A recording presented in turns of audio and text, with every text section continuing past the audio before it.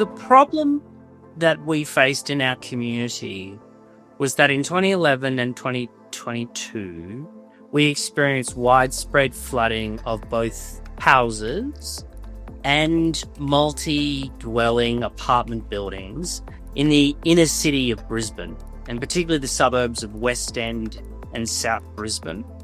It had always been a flood risk area, but over time, residential development had meant that more and more people were living on floodplains. And having scraped mud out of houses and apartment buildings in 2011 and in 2022, a group of the community members sort of felt, well, what can we do?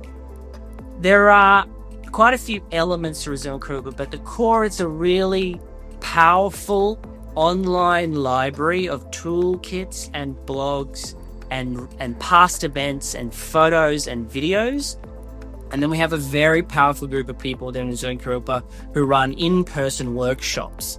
And those two will operate, I think, as a really integrated piece, because it brings the human element, the sense of being in the room with people, but also the capacity for people to just log on and say, okay, I'm going to immerse myself in what is the flood risk of my building? What is the flood risk of my community? What can I do?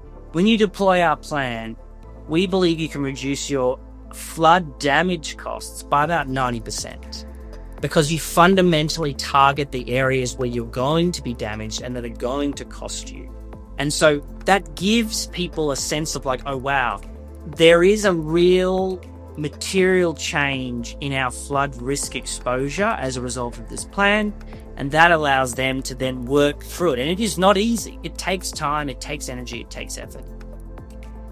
Our organisation is really just getting started in terms of bringing real toolkits and practical information and actions for body corporates, particularly in apartments, to deploy.